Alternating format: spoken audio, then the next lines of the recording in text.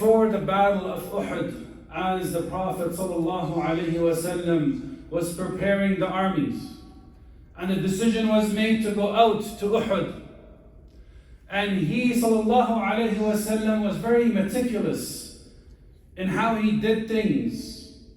It wasn't just Bismillah, Tawakkul ala Allah, let's go, see what happens. You will see that Tawakkul means preparation, means calculation, means doing al-akhdh bil-asbab, taking cause and effect to the full capacity, and then making dua to Allah Almighty and putting full trust in Him.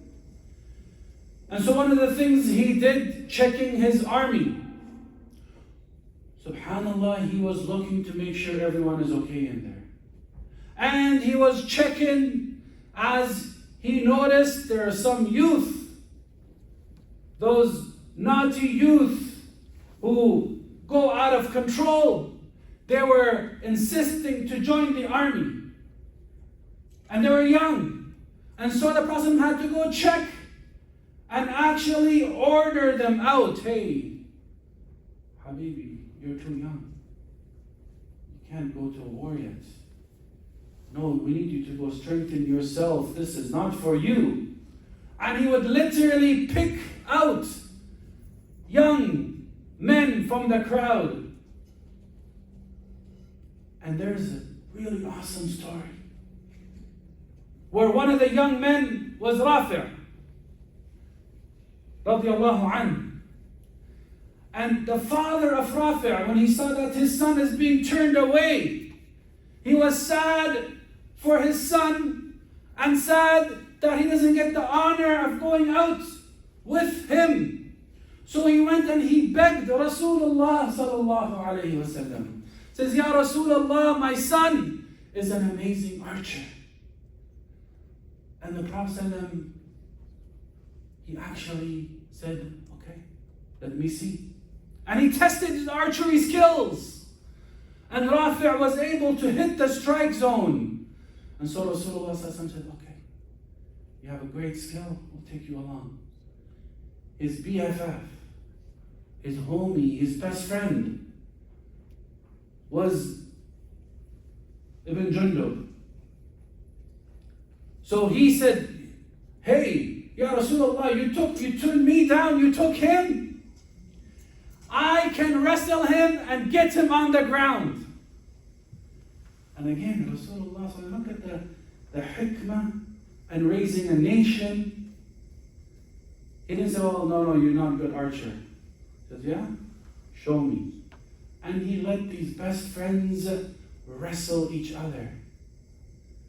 And indeed, Ibn Jundub was able to take him down.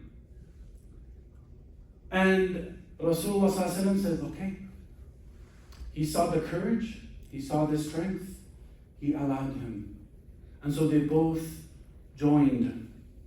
And by the way, they both fought, and neither of them was killed. But that's not the point. Question here. Why were parents begging Rasulullah ﷺ to take their kids in the struggle with this risk, going, fighting? Why were the youth crying, begging to go out? Fi sabilillah. And what is our situation today? Our youth, not all the youth, but many youth, they're begging to fight in Fortnite. Mom, Dad, let me just a little bit more. I'm online, I cannot quit right now. Like, if I'm going to die, I'm going to get shot, I'm going to get cooked, just please, let me finish. And they're begging for matcha at night. Let me go out, have some matcha with my friends. And the parents, they're begging their kids just to pray and sit tight.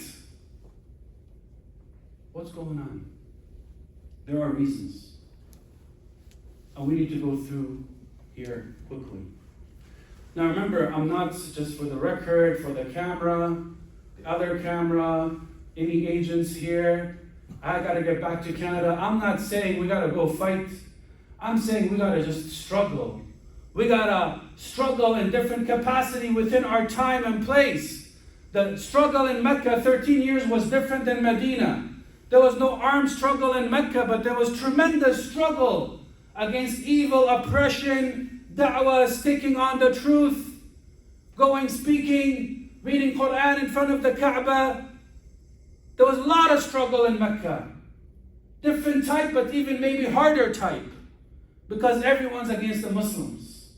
You think Islamophobia is bad today? Check it out in Mecca, how bad it was. And the struggle required to stay on the truth.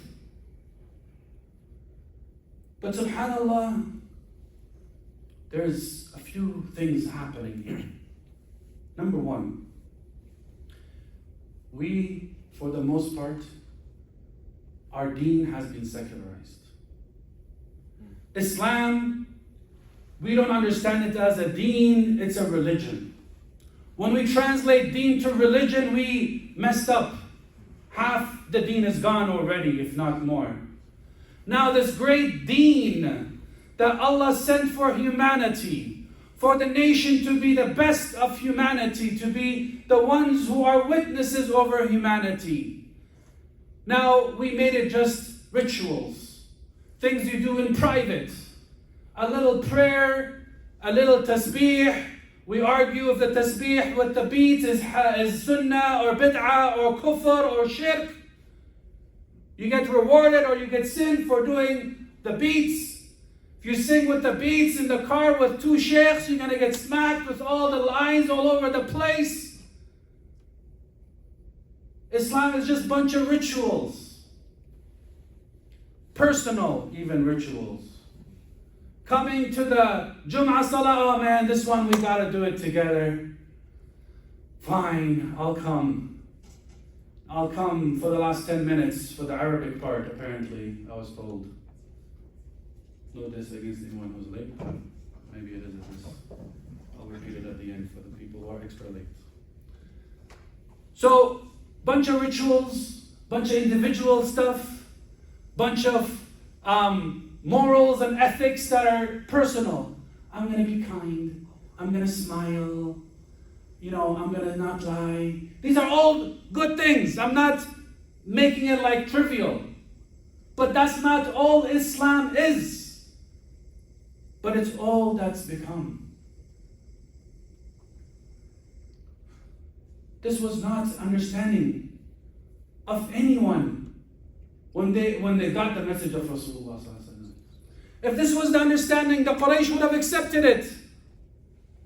Oh, we just gotta, instead of bowing to idol, we bow to Allah, no problem. But they knew what bowing means.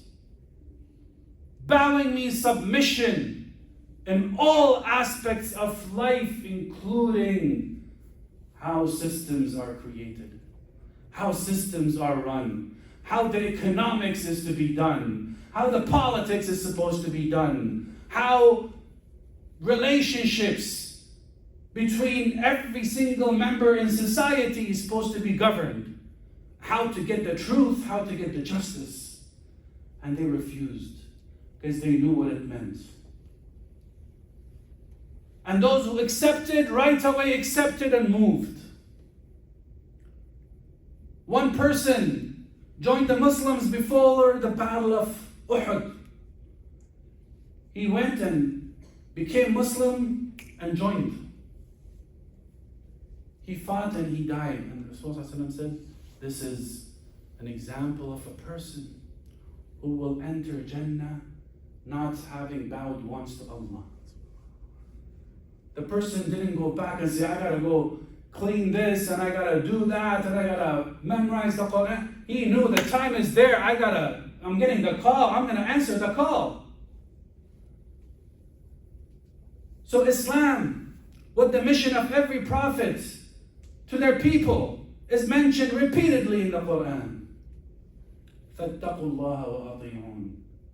Mentioned by so many prophets. Be mindful of Allah and obey me. أطيعوني. Obey me.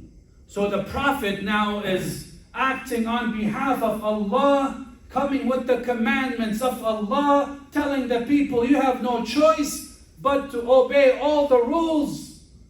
All legislation is now going to come from the messenger of Allah, how you should run society. And this is why there was clash. And why the elites called the Mala, repeated in the Quran all the time, were the ones who were clashing with the prophets. قَالَ الْمَلَأُ مِنْ قَوْمِهِ إِنَّا لَرَنَاكَ فِي ضَلَالٍ مُبِينٍ. The Mala from his people said, we see you in great misguidance. إِنَّا لَنَظُنُّكَ فِي سَفَاهَا. We think you are crazy. And different accusations was always by the Mala. The people of power understand the power of Islam. Understand the power of a just system that is coming not from creation but from the Creator. So we need to go back and understand, what is Islam? Islam is not a religion, it's a mission. It's a complete set of guidelines and systems for life.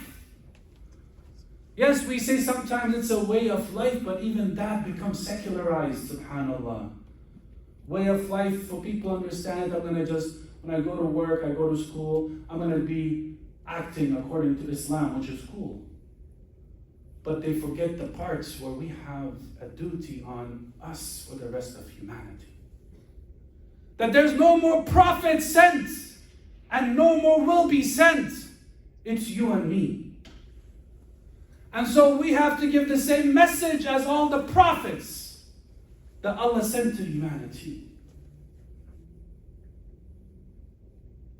And that is to establish the deen, the systems of Allah. Now, again, you're probably scared. Shaykh, we're in America. What system are you talking about? We need to call to Islam and the solutions of Islam. And of course, the Muslim countries, that where the 90% plus population of Muslims, they don't got Islam. They got even a more secular version of Islam than we do. Muslim countries are run by rulers who are there as agents to make sure Islam stays super secularized. Even an institution like this one here, mashallah, Muslim Wellness Center, beautiful, mashallah, you're not going to find it in many Muslim countries. The masajid there, they have operating times. Half an hour before salah, half an hour after salah, it gets locked up. Any halaqas unauthorized are illegal. Any gatherings unauthorized are illegal. You sit down, teach Quran to 5 kids without authorization, it's illegal. This is what's happened. But now guess what? Allah gave us an opportunity here. That we can discuss what Islam is properly. That we can understand what it is and what it isn't. And by the way, the Muslim world looking towards the Muslims in the Western world to see how we're acting and how we're doing. You may not believe me, but you have more impact on many people back home than you think.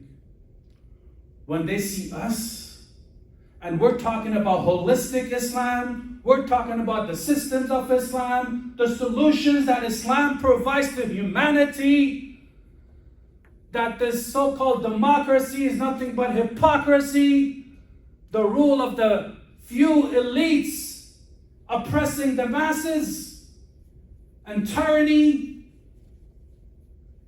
And we've come across and we're like, no man, don't get fooled. Doesn't matter which party you vote for, they both support genocide. Doesn't matter which party you vote for, they're gonna be Islamophobia. There's gonna be oppression. There's going to be more and more homelessness. And there's no solutions to humanity. It's just different laws to benefit the elites in society. And we say no. Islam has a solution. And we gotta just share that solution. The da'wah of the prophets was sharing the message to their people. You don't see no prophet fighting his people. They're sharing with their people. Very few prophets who were able to enough get the nusrah, like the Prophet got the nusrah from Medina. And now he had a state, if you want to call it that, supporting him. Then he was able to take that da'wah to different level. But the da'wah is just beautiful speech. أُدْعُ إِلَى سَبِيلِ رَبِّكَ بِالْحِكْمَةِ وَالْمَوْعِظَةِ الْحَسَنَةِ. Call towards your Lord with wisdom and beautiful speech. وَجَادِلْهُمْ بِالَّتِي هِيَ أَحْسَنُ. And have conversations and debates in what is better. They insult, don't insult back in their arguments. جَادِلْهُمْ بِالَّتِي هِيَ أَحْسَنُ. Have those debates, have those conversations, hard conversations, but always do it with what is better. So we need to understand this aspect of our deen if we are going to help the next generation become lions. Khutbah is about raising generation of lions. If we don't know our purpose, our deen, that Allah created us to be His representatives. إِنِّي جَاعِلٌ فِي الْأَرْضِ خَلِيفَةً. When Allah declared to the angels that I'm going to put the Khalifa, my Khalifa on earth, ones who will rule on my behalf, judge on my behalf, represent me. And this is why the angels were confused. They're going to be your representatives, Ya Allah. They cause mischief and bloodshed. Allah said, no, not all of them.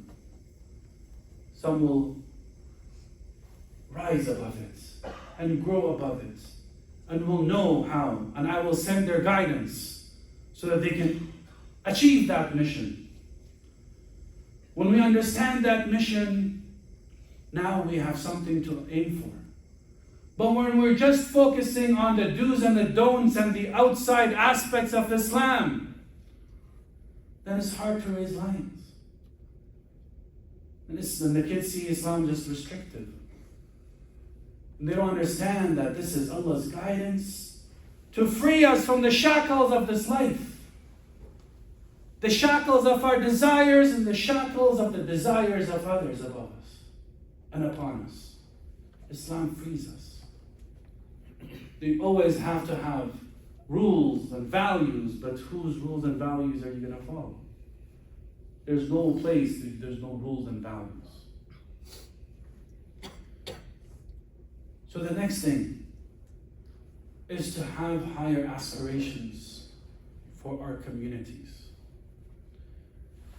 One time after a khutbah, one of the uncles came to me, and I love the uncles. I'm an uncle too now. And he's like, Shaykh, man, why do sheikhs make Islam so hard? Islam is easy. You go in all these different directions.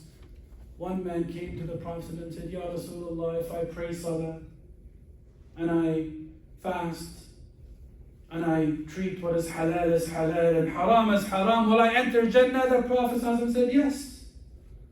So Shaykh, come on, why are you going all this deep? So let the youth pray and fast and, not sin and khalas. So here's the deal. This hadith doesn't list all the obligations. The man mentioned 3. He actually didn't mention Hajj. He didn't mention enjoining the good, forbidding the evil. He didn't mention even being good to the parents. Bir al-walidayn, he didn't mention. But it's all encapsulated in treating what is halal as halal and haram as haram, because when you don't perform the obligations, it becomes haram. And so to get the details of what is halal and haram, you got to go to the rest of the guidance of Allah. And not secularize Islam by cutting and pasting certain hadith like this one and interpreting it in the wrong way to suit your narrative. And so Islam is vast, it's beautiful. Allah's guidance is for every aspect of life, not just the rituals. And also in this question you see this minimum mindset. It comes to Jannah, I want to get my foot in, that's it, that's all I aim for. But when it comes to the dunya, do we treat our kids like that? Is that how we tell our kids, Ya Habibi, just get 51% on your math test tomorrow. Habibi, your English test, well, I know you suck in English, but can you just get 51? Your report card, every time you get above 50%, I'm going to give you $50 for each course. Do we do that? Any parent does that? Well, unless your kid like really just 50 is a success, and for some it is. I'll be real.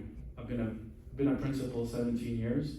For some, 51% is a great success. But the idea is that's not the bar you set. You set the highest bar possible.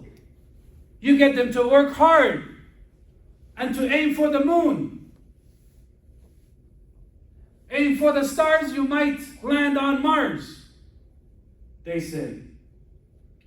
Well, what about the ummah? What about the deen? We want to go minimal. What did Rasulullah sallallahu alayhi wa sallam tell us? When we ask for Jannah, إِذَا سَأَلْتُمُ اللَّهِ فَاسْأَلُوهُ الْفِرْدَوْسَ الْأَعْلَى مِنَ الْجَنَّةِ. When you ask Allah, ask Him not just for Firdaus, ask Him the highest level of Firdaus, because even Firdaus has levels. Ask Him for the highest level of Firdaus. We're supposed to aim for the highest place in Jannah. And by the way, making dua for the highest place in Jannah is going to create lions. Because now you're not going to go for the minimum. You're not going to just go for the 5 daily prayers, which is a big success. But you're going to go for the sunnahs before and after each prayer where there is. You're going to go for qiyam al-layl.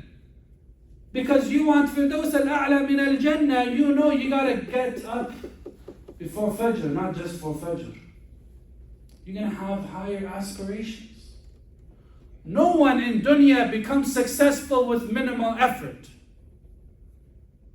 Show me a millionaire. Actually, you could probably show me a millionaire who just got the inheritance from their wealthy parents, but that's another topic. But someone who's actually succeeded in their business, in their endeavors, even with their, mashallah, some youth like working out a lot, mashallah, it's a good thing. Please do, work out, instead of working down. But you don't build muscles by being lazy, by giving minimal effort, by taking the lightest weight and say, I did 3 sets, brother. You go the hardest. You got to go to the, whatever it is, to the max capacity, the kill zone or whatever they call it. That's how you build the muscles. Until you're like, on the last set, you're like making dua and istighfar and dhikr. Inshallah, that's what you do. Then you build the muscle. When you go all in, all out, in your effort. And so to get the lions, we got to go all in, brothers and sisters. And the deen needs us to go in. And the ummah needs us to go all in. The ummah doesn't need undercover Muslims. Needs Muslims who are proud in their identity, in their mission, and they're ready to join and share that mission with humanity. قولوا قولي هذا واستغفر الله لي ولكم فاستغفروه إنه هو الغفور الرحيم. الحمد لله رب العالمين والصلاة والسلام على أشرف الأنبياء والمرسلين سيدنا محمد وعلى آله وصحبه أجمعين. Last point I want to mention is that if we want to raise lions, we got to be lions ourselves. If we're chicken, we're going to raise chicklets, or whatever you call them. Lions raise lions. Bears raise bears. Biryani bellies, they're going to raise biryani bellies. That's how it works. When we have no courage, when we're scared, when we're overprotective, we don't give opportunities to the youth, we're worried they're going to mess up, how are they going to grow? We got to be courageous within a wise lens. We're not going to do anything illegal or haram. We're not going to take risks on that, but there's a lot to still be done.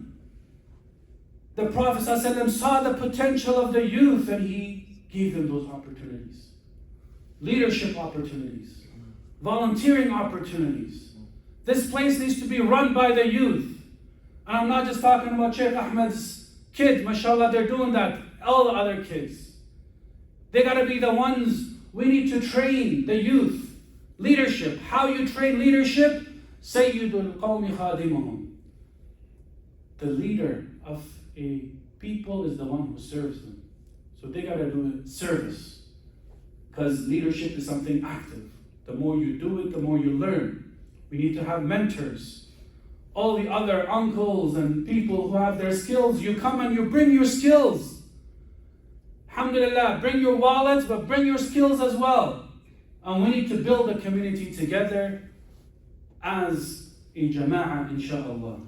اللهم آتنا في الدنيا حسنة وفي الآخرة حسنة وقنا عذاب النار اللهم اغفر للمؤمنين والمؤمنات والمسلمين والمسلمات الأحياء منهم والأموات إنك قريب سميع مجيب الدعوات اللهم آت نفوسنا تقواها وزكها أنت خير من زكاها أنت وليها ومولاها اللهم حبب إلينا الإيمان وزينه في قلوبنا وكره إلينا الكفر والفسوق والعصيان واجعلنا من الراشدين اللهم أعز الإسلام والمسلمين واعل بفضلك كلمة الحق والدين برحمتك يا أرحم الراحمين وصلى اللهم وسلم على سيدنا محمد وعلى آله وصحبه وسلم والحمد لله رب العالمين وأقم الصلاة